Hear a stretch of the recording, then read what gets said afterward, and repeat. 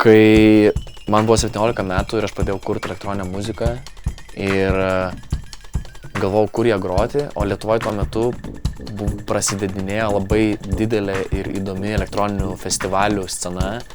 Ir kai pirmą kartą grojau festivalį Sata Outside, į kurį buvo pakviesti mano mėgstamiausi atlikėjai iš visos Europos ir ne tik Europos, ir aš supratau, kad mes esam šventojoj, kažkokioj senoj estradoj mūriniai, ir čia vyksta pats geriausias festivalis pasaulyje turbūt šiuo metu.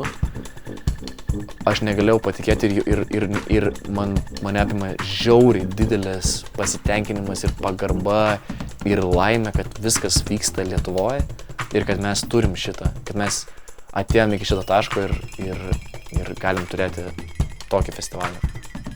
Muzikinė laisvos Lietuvos istorija Mes užaugom.